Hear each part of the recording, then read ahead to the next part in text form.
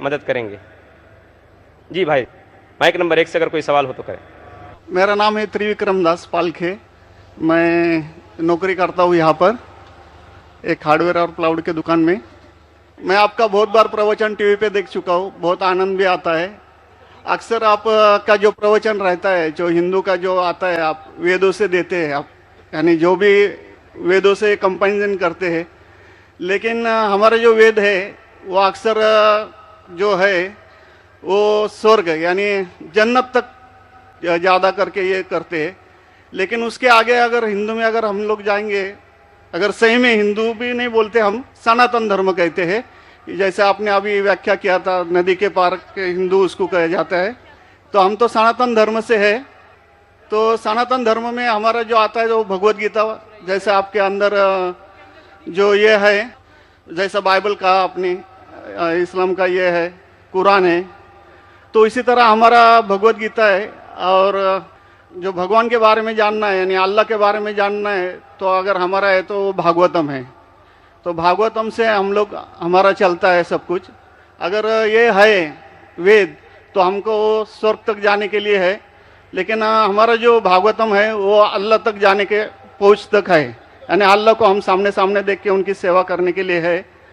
तो जो अभी आपने जो भी बोले थे, जो जवाब दिया था, अभी कर रहे थे औरतों के बारे में, माताजी लोगों के बारे में, तो हमारे भगवत गीता में भी लिखा है कि औरत को भगाता है तो उसको मार दीजिए। ऐसा नहीं है कि आपके इसमें सब में एक ही जैसा है। और आपका प्रवचन मुझे बहुत बहुत अच्छा लगा कि आपने जो कहा, जो लिखा गया किताब है, वो किताब के मुताबिक चले तो बहुत आदमी सुखी रहता है। बाकी तो मैं और कुछ सवाल तो कुछ पर्सनल पूछना चाहता हूँ, बाद में मैं आपको मिलके सब पूछूंगा, सबके सामने नहीं पूछ सकता। लेकिन आपका प्रवचन सुन के मुझे बहुत आनंद आया। हमारे हिंदू भाई ने कहा है कि वो काफ़ी मेरे तकरीर देखते हैं टीवी पे और प्रसन्न होते हैं, खुसूसन जब मैं हिंदू धर्म के बारे में कहता हूँ। और वो कहते हैं कि वो सनातन धर्म को मानते हैं। और सनातन धर्म में भी आपको शायद ये पता होगा कि सबसे अव्वल किताब भगवत गीता नहीं है, वेद है। भगवत गीता सनातन धर्म, अगर आप पढ़ेंगे आर्य समाज, आप आर्य समझिए, सनातन धर्म में बहुत से किस्म है। आपको इस्कॉन से मैं, इस्कॉन, बिल्कुल इस्कॉन, हरे रामा हरे कृष्णा, इस्कॉन, ठीक है। तो इस्कॉन का तस्करा करता हूं। मैं गया था एक बार कलकत्ता में, और कलकत्ता में तकरीर थी मेरी। उस वक्त बारिश आती है, बारिश तो हो गई, लेकिन मेरे साथ आने वाले थे इस्कॉन के हेड कलकत्ता के। हम लोग दोनों जाते एक वैन में, वैनिटी वैन, मतलब जो बड़े मैदान में, यहाँ तो माशाल्लाह मैदान के बाजू में काफ़ी बिल्डिंग है, तो बड़े मैदान में प्रोग्राम होता है तो कोई ग्रीन रूम नहीं होता है, तो क्या करते हैं, वैन लेके आते, बस इसमें मेकअप रूम या आराम करने के लिए कंडीशन होता है। तो मैं इस्कॉन के हेड के साथ में बैठा था, तो उन्होंने वही बात कही जो आपने कहा, हमारे लिए सबसे अव्वल है भगवत गीता। मैंने बोला ठीक है, और कहे का वेद भी ठीक है। तो मैंने पूछा, ये भगवत गीता हिंदू धर्म में दो किस्म की किताब है, एक है श्रुति, एक है स्मृति। श्रुति मतलब जो भगवान की भेजी हुई किताब, वेद और उपनिषद। उसने कहा बिल्कुल सही। स्मृति किसे कहते, तो उसने कहने लगा स्मृति कहते वो जो आदमी की लिखी हुई किताब है, मिसाल के तौर पे मनुस्मृति। तो मैंने पूछा ये रामायण और महाभारत क्या है, तो उसने कहा यह है स्मृति। बेशक बिल्कुल सही जवाब था, मैं भी तालिब इल्म हूं। तो मैंने पूछा, बिल्कुल सही कहते, ऊपर आती है श्रुति, वेदा और उपनिषद।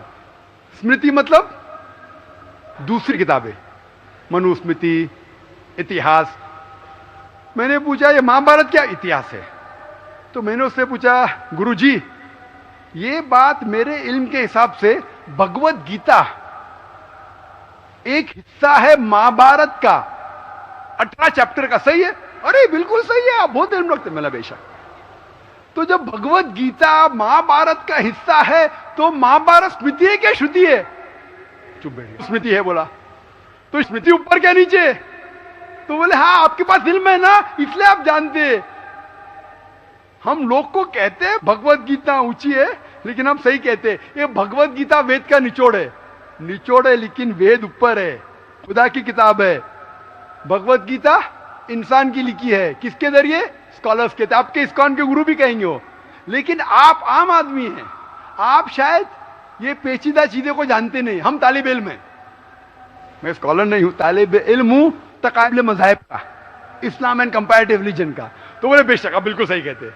तो मैं कहूंगा अगर वेद और भगवत गीता में टकराव है, किसकी बात मानेंगे?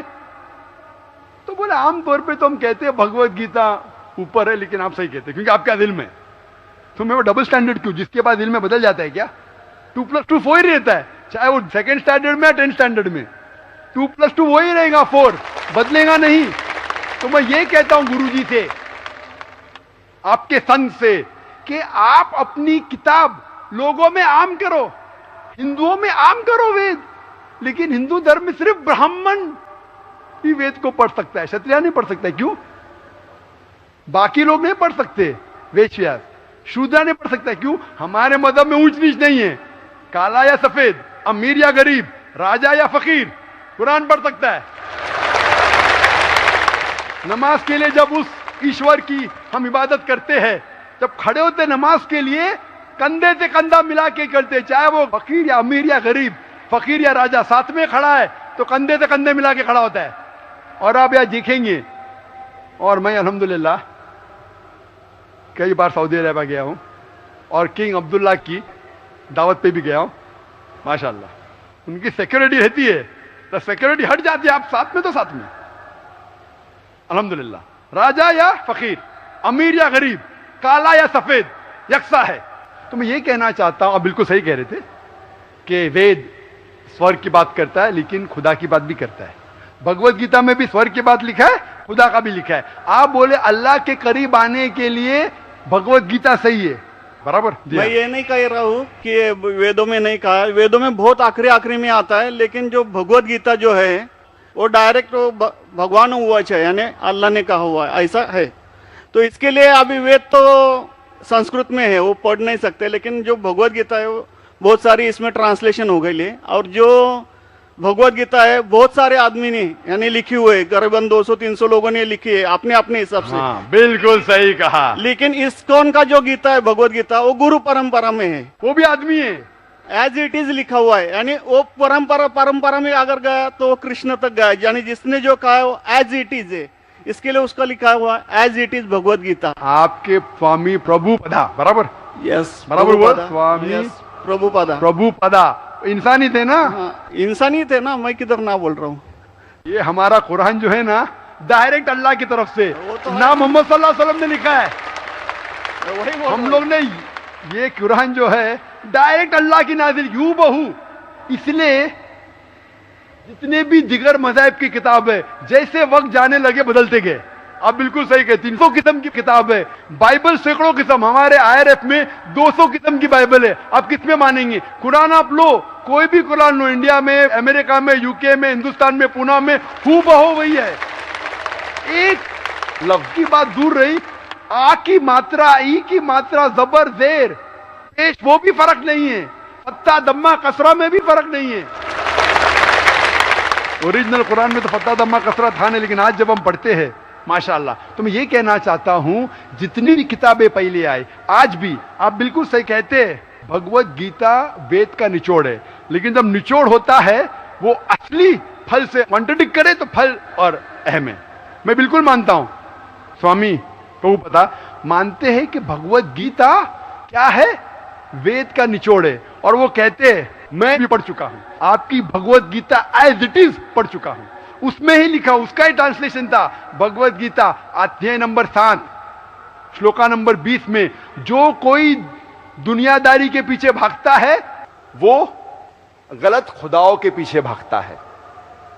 आपकी भगवत गीता में लिखा एज इट इज में, और उसका अगर प्रीफेस पढ़ेंगे उसमें लिखा है कि ये जो वेद है वो गाय है, बहुत से गाय है, और कृष्ण क्या है? दूध निकालने वाला इंसान। और दूध क्या है? भगवत गीता है। सही कह रहा हूं कि नहीं? प्रीफेस में लिखे है। कौन कहता है? आपके स्वामी प्रभुपदा। मुझे उसका ट्रांसलेशन पसंद है। अक्सर हमारे वहां भी माशाअल्लाह 50 से ज्यादा भगवत गीता है। मैं लेकिन स्वामी प्रभुपदा की गीता को पसंद करता हूं, अच्छी गीता है, इसीलिए मैं प्रीफेस कह रहा हूं। लेकिन उसमें भी लिखा हुआ है, उसके अंदर भी वो निचोड़े वेद का निचोड़ है। लेकिन निचोड़ मतलब नहीं कि असल फल को गाय को छोड़ देंगे, गाय चले जाएंगी तो दूध क्या करेंगे आप? गाय रहेंगी तो दूध मिलते रहेगा ना, दूध को लेंगे गाय को मार देंगे, दूध आपका खत्म हो जाएगा। भाई गाय को जिंदा रखो, रोज दूध लो, बराबर के नहीं, दूसरे बच्चे पैदा करेंगे गाय, लेकिन तो गाय को मत छोड़िए। इससे हमें पता लगता है, उसमें लिखा हुआ है, आपके वेद में लिखा हुआ है कि और एक पैगंबर आने वाला है। आपकी भगवत गीता में लिखा है चैप्टर नंबर 4 में वर्ष नंबर 7 से 8 में, यदा धर्मस्य, यानी युग युग में जब भी परेशानी आएंगी इस धरती पे तो मैं एक रूप हासिल करूंगा, अवतार।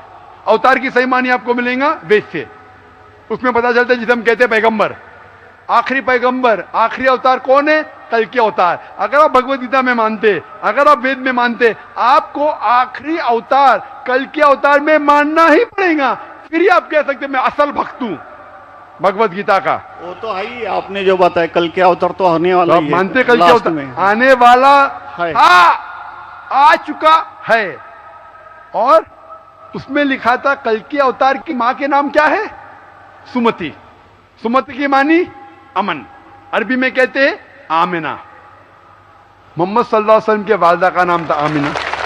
उसमें लिखा है कल के अवतार, चैप्टर नंबर, अभी हवाला भी दे रहा हूं मैं, टाइम मिल रहा है ना, कल के अवतार चैप्टर नंबर 2 वर्ष नंबर 5 श्लोक नंबर 5, 7, 9, 11, 15।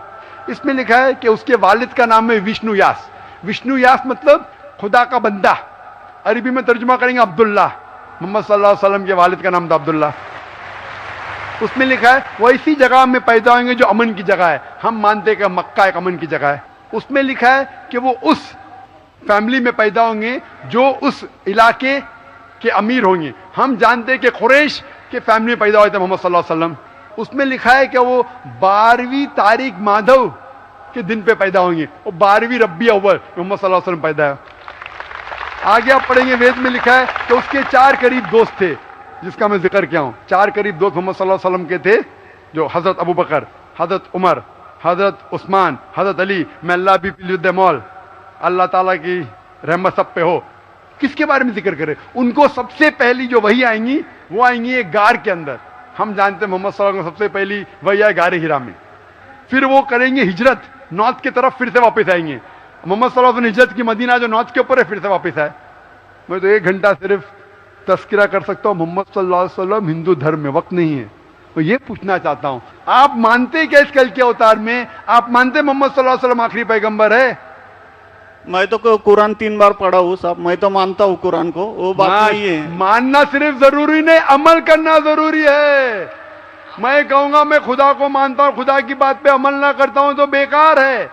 मैं कहता हूं मैं मेरे वालिद से बहुत मोहब्बत करता हूं, वालिद की बेइज्जती करता हूं, वालिद की बात नहीं मानता हूं, वालिद से बदतमीजी करता हूं, तो क्या फायदा? आप समझ रहे ना?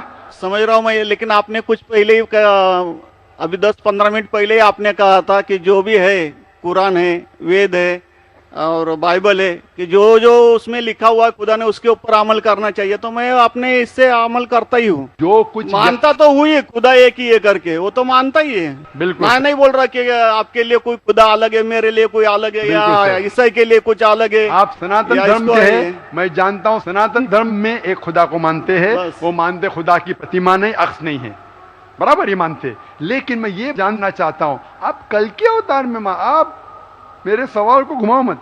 मैं जानता हूं, नहीं है मैं ये जानता हूं, सनातन धर्म के बारे में जानता हूं। पहले स्टेज में आप पास कर चुके, एक खुदा में मानते, बिल्कुल सही।